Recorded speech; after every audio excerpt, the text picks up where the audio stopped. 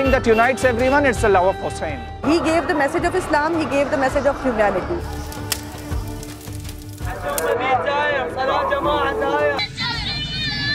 تفضل الزائرات، تفضل نتغدن. هلا بالزوار، هلا بالزوار ابو علي، هلا بالزوار ابو علي. We love Imam Hussain.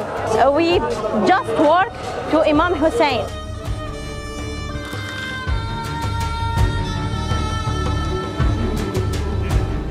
This is the third time I'm here for Arbaeen. The experience of Arbaeen is different every time you come here.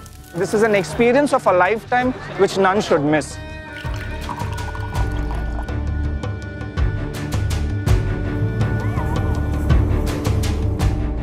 Imam Hussain is the master in paradise. Labbaik ya Hussain! Labbaik ya Hussain!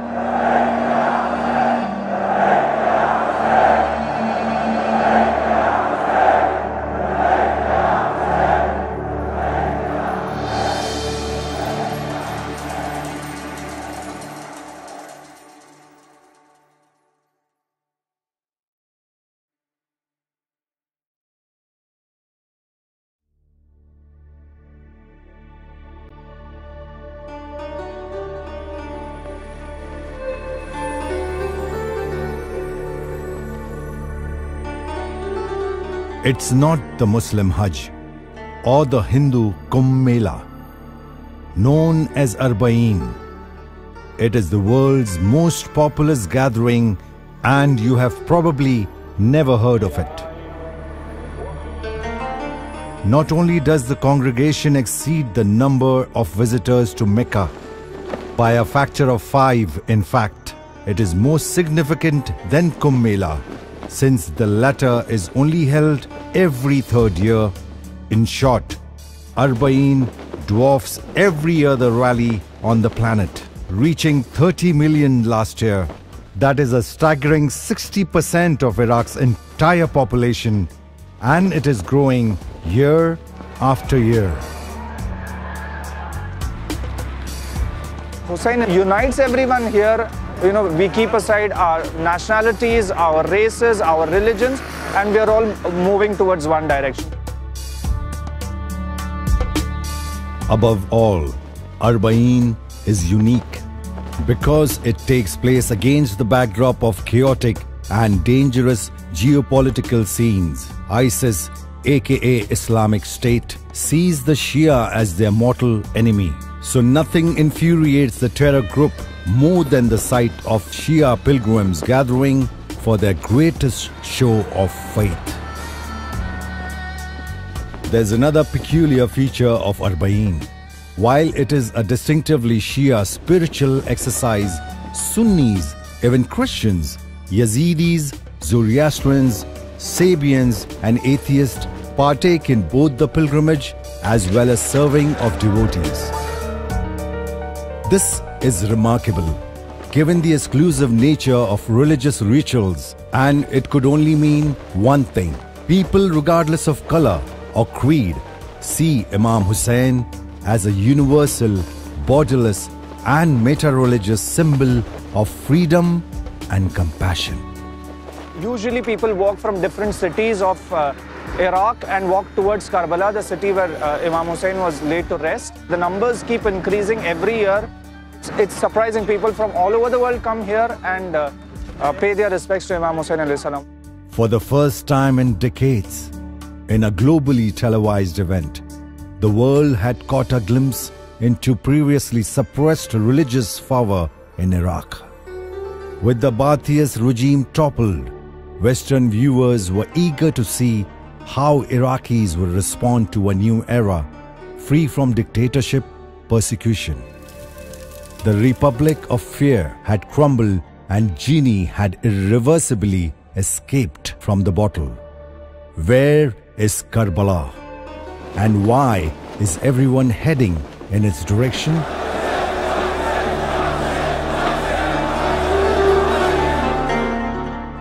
Who is this Imam Hussain who motivates people to defy all the odds and come out to mourn his death 14 centuries after the fact?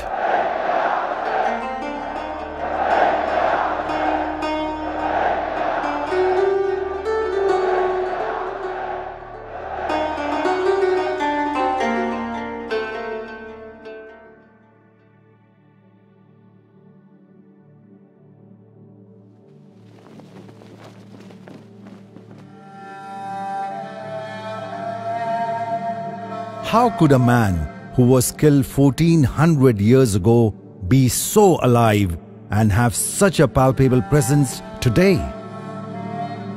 Imam Hussain, grandson of the Prophet Muhammad, is revered by Muslims as a prince of martyrs. He was martyred in Karbala on a day which became known as Ashura, the 10th day of Islamic month of Muharram. Having refused to pledge allegiance to the corrupt and tyrannical Caliph Yazid, he and his family and companions were surrounded in the desert by an army of hundreds and thousands, starved of food and water, then beheaded in the most macabre manner. A graphic tale recounted from pulpits every year since the day he was slain. Their bodies were mutilated. In the words of the English historian Edward Gibbon, in a distant age and climate, the tragic scene of the death of Imam Hussain will awaken the sympathy of the coldest reader. Shia Muslims have since mourned the death of Imam Hussain, in particular on the days of Ashura, then 40 days later on Arbaeen. 40 days is the usual length of mourning in many Muslim traditions.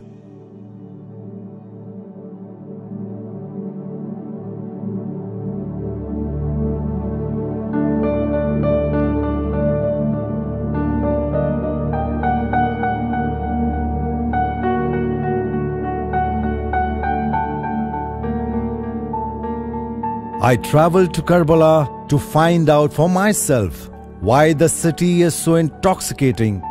What I witnessed proved to me that even the widest angle camera lens is too narrow to capture the spirit of this tumultuous yet a peaceful gathering. People all around the world are coming to join this walk.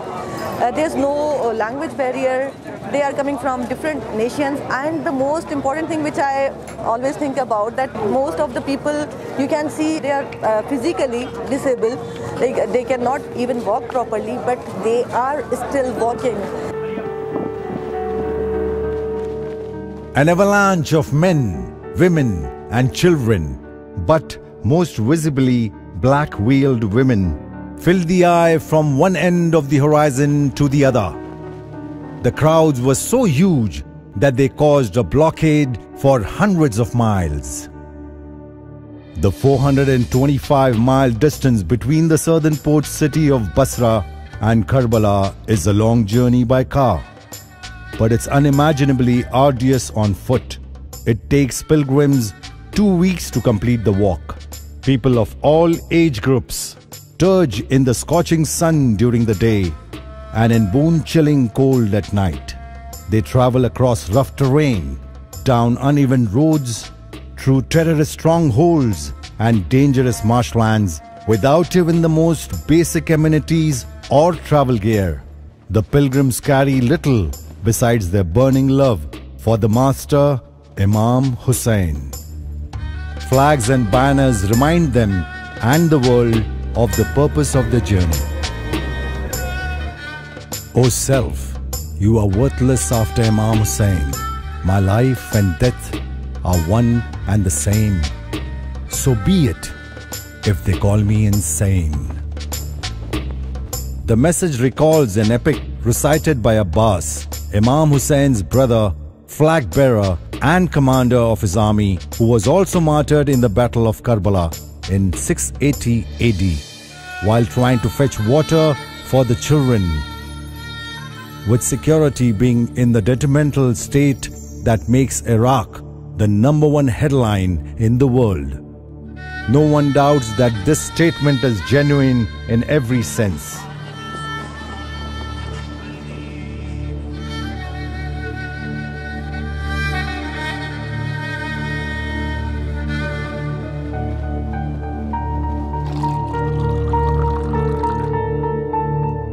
One part of the pilgrimage which will leave every visitor perplexed is the sight of thousands of tents with makeshift kitchens set up by the local villagers who live around the pilgrim's path. The tents called mawqib are places where pilgrims get practically everything they need, from fresh meals to eat and a space to rest, to free international phone calls, to assure concerned relatives, to practically every other amenity free of charge. All out of their own love, they provide you the best of meals, they provide you the best of accommodations. They are offering us to please come to our home, and they are providing food, and they are even trying to give each and everything. This is really amazing. In fact, pilgrims do not need to carry anything on the 400 miles journey except the clothes they wear. More intriguing is how pilgrims are invited for food and drinks. Welcome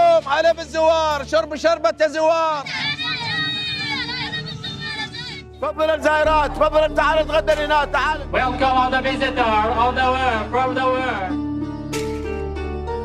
Mawqib organizers intercept the pilgrims' path to plead with them to accept the offerings, which often includes a full suite of services fit for kings.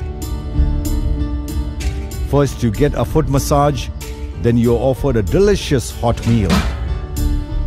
Then you are invited to rest while your clothes are washed, ironed, then returned to you after a nap. All complimentary, of course. We try to provide them nourishment here, the daily meals, the tea, the bed, so we can earn a little sawab and make a little journey easy of walking of about 75 plus kilometers towards the holy city of Karbala.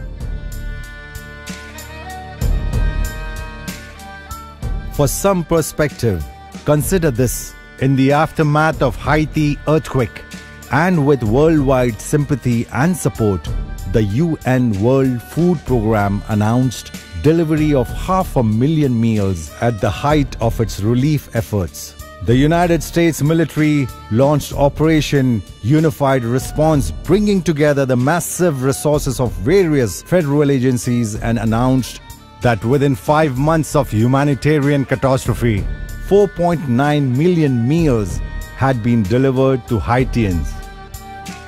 Now compare that with over 50 million meals per day during Arbaeen, equating to about 700 million meals for the duration of the pilgrimage. All financed not by the United Nations or international charities, but by poor laborers and farmers who starve to feed the pilgrims and save up all year round so that the visitors are satisfied. Everything, including security, is provided mostly by the volunteer fighters who have one eye on ISIS and the other on protecting the pilgrim's path. To know what Islam teaches, says one Mawqib organizer, don't look at the actions of a few hundred barbaric terrorists, but the selfless sacrifices exhibited by millions of Arbaeen pilgrims. In fact, Arbaeen should be listed in the Guinness Book of World Records in several categories: biggest annual gathering, longest continuous dining table, largest number of people fed for free, largest group of volunteers serving a single event, all under the imminent threat of suicide bombings. Just looking at the multitudes leaves you breathless. What adds to the spectacle is that as the security conditions worsen, even more people are motivated to challenge the terrorist threats and march in defiance. Thus, the pilgrimage isn't a mere religious exercise, but a bold statement of resistance. Videos have been posted online showing how a suicide bomber blows himself up in the midst of the pilgrims, only to have the crowds turn out in even greater numbers, chanting in unison.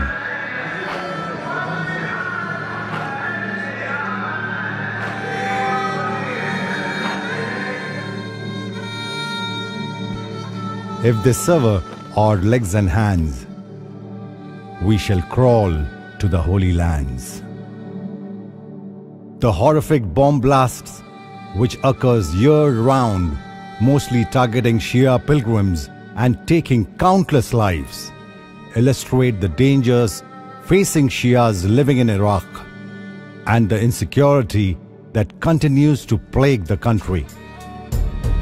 Yet, the imminent threat of death doesn't seem to deter people, young and old, Iraqis and foreigners, from making the dangerous journey to the holy city, Karbala. It isn't easy for an outsider to understand what inspires the pilgrims. You see women carrying children, old men on wheelchairs, people on crutches, and blind seniors holding walking sticks.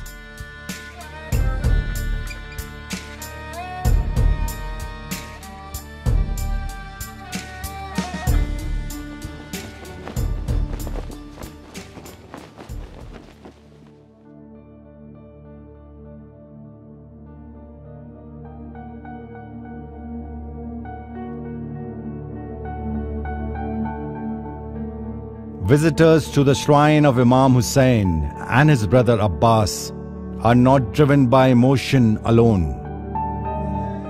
They cry, be reminded of the atrocious nature of his death. In doing so, they reaffirm their pledge to his ideals. The first thing that pilgrims do upon reaching his shrine is recite the Ziyarah, a sacred text which summarizes the status of Imam Hussain. In it, they begin the address by calling Imam Hussain the inheritor of Adam, Noah, Abraham, Moses, and Jesus. There is something profound in making this proclamation. It shows that Imam Hussein's message of truth, justice, and love for the oppressed is viewed as an inseparable extension of all divinely appointed prophets. People go to Karbala not to marvel at the city's landscape, lush with date palms, or to admire the mausoleum's physical beauty, or to shop, be entertained, or to visit the ancient historical sites. They go to cry, to mourn and experience the angelic aura of Imam Hussain. They enter the sacred shrine, weeping and lamenting the greatest act of sacrifice ever seen.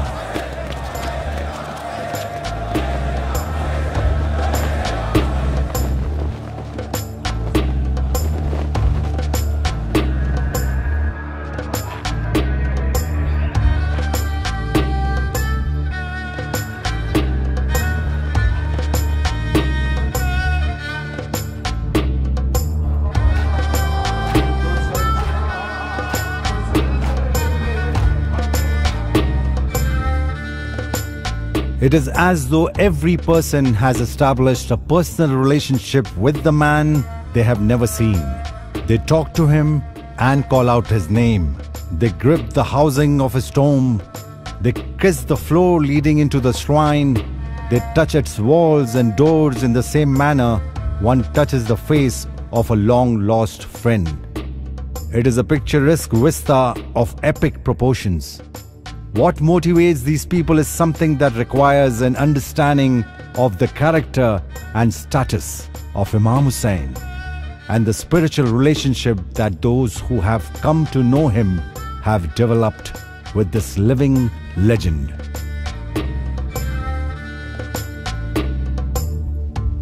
This year, Archbishop Dr. Melchus Songulashvili from Georgia visits Iraq and walked from Najaf to Karbala on foot. It was an overwhelming experience. It was at the first encounter, first entrance into the shrine, I realized that Imam Hussein was mine and I was Imam Hussein's, because what he stands for is universal, cosmic, and therefore I was deeply moved by the experience, and I keep telling to my Christian brothers and sisters that in the shrine of Imam Hussein, I had one of the most deepest possible religious experiences. It was centuries ago in Karbala that humanity witnessed the genesis of senseless monstrosities epitomized in the murderers of Imam Hussein. It was pitch black darkness versus absolute shining light, an exhibition of vice versus a festival of virtue, hence the potent spectre of Imam Hussein today. Imam Hussein, for me as a Christian, is a very important spiritual figure. And I think I would like the rest of the world to know that Arbaeen can be a beacon of hope for us as a place where people will be giving and receiving kindness without any hidden agendas and without any political reasons. This is a place which is to be experienced by as many people as possible in affirmation, in our common belief in humanity, in the future, and also in justice. His presence is primordially woven into every facet of their lives. His legend encourages, inspires, and champions change for the better, and nothing can extinguish its light. Who is Imam Hussein? For hundreds of millions of his followers, a question this profound which can cause people to relinquish their religion for another can be answered only when you have marched to the shrine of Imam Hussein on foot.